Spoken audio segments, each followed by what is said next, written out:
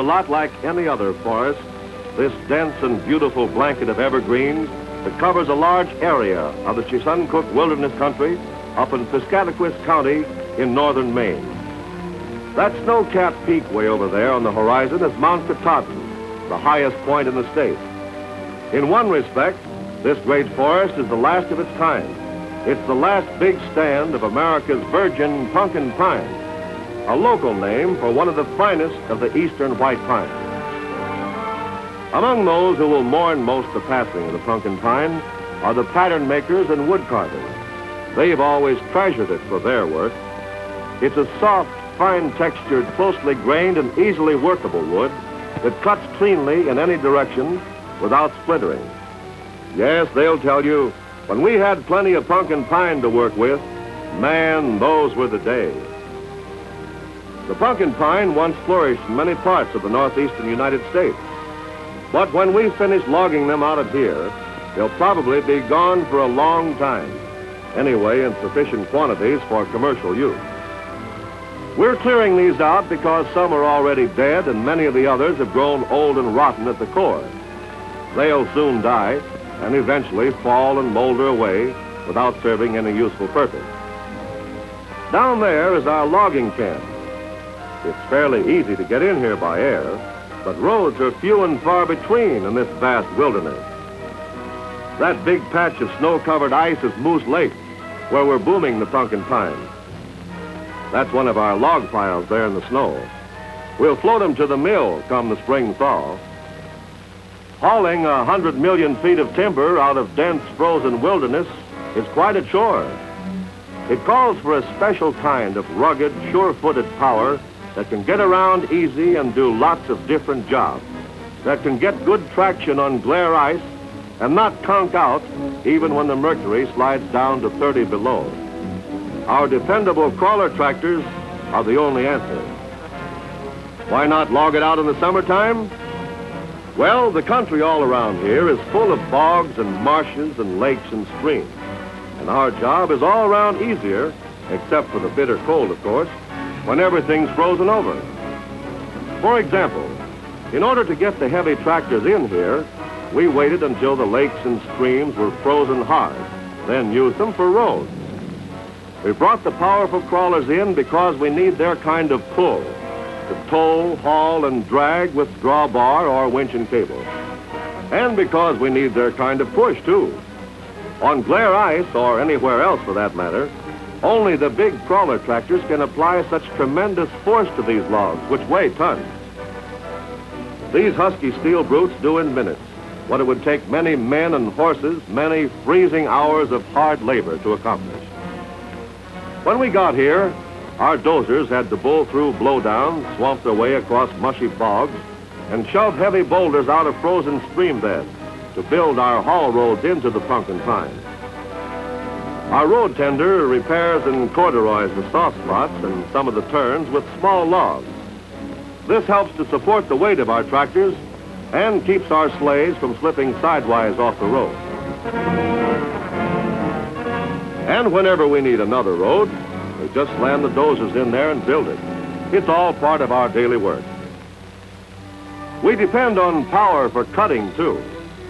You seldom see the sharp, steely flash of an axe or the rhythmic whip of a cross-cut saw in the woods anymore. Not on the big jobs, anyway. They've given way almost entirely to power-driven chainsaws that do a faster, neater job. This tree is 4.5 feet through at the butt, and the bark is 5 inches thick, but the chainsaw will chew through it fast.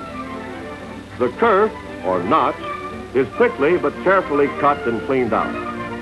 The kerf has to be exactly right, because that's how we aim the fall of the tree. We decide ahead of time where we want it to lie when it comes down, and then fell it right on that line. As the cut nears completion, all eyes are drawn skyward, watching for the top to tilt. Ears are tuned for the warning crack at the butt, the cue for the rousing cry of timber!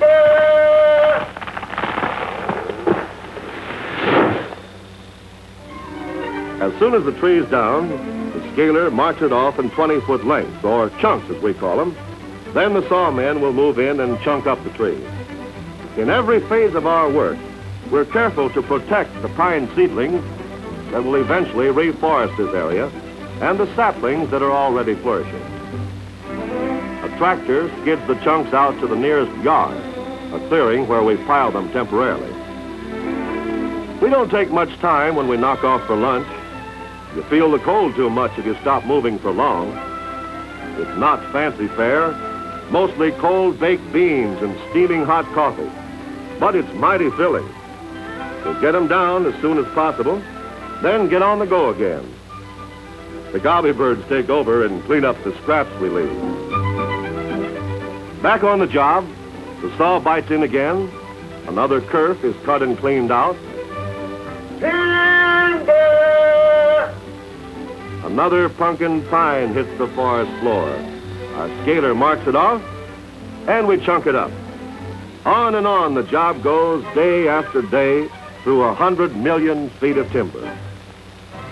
Meanwhile, elsewhere in the forest, one of our yards of logs is being pulled down in order to load out a sleigh train. Tractor power does the job with winch and cable.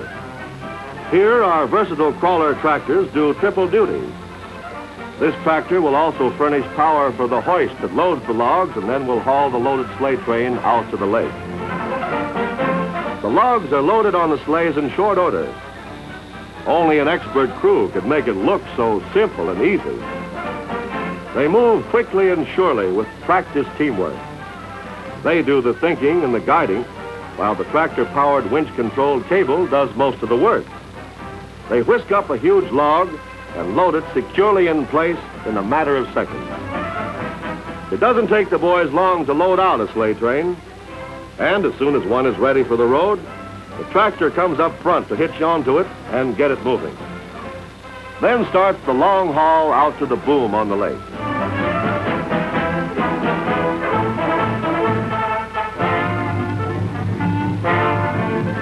Along the way, that rear-mounted winch and cable comes in mighty handy again.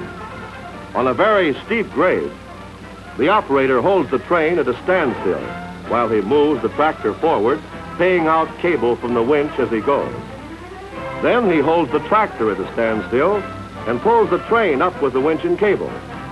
Up here in the Maine woods, we call this winching out. One more time ought to do it.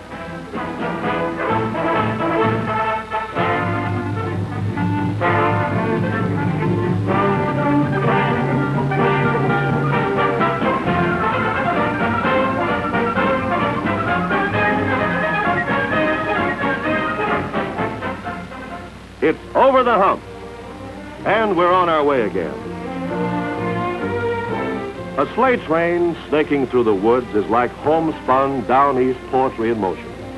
The smooth, unfaltering power of the thundering tractor, the easy grace of the twisting train, the crisp crunch of the frozen snow, the clean, sparkling cold that keens the senses, the sharp, tangy breath of the pine. It reaches right down into the core of a man, gets into his blood and his marrow, makes him know that it's great to be a logger and good to be alive. And now we're back where we started, getting in position to winch off another sleigh train load of logs so we can bulldoze them into the boom pile. Nearby, a woodsman bores holes in the boom logs that will eventually surround and hold the rest of the logs together when they're floated to the mill. In the old days, before we had these powerful tractors, building access roads, moving logs from the stump to the yard and from the yard to the boom was back-breaking, man-killing work every step of the way. But not anymore. Nowadays, you'll find these massive crawler tractors, strong as bull elephants and sure-footed as mountain goats, right in the thick of every modern logging operation. Just like you've seen them here, logging out the last of our virgin pumpkin pine.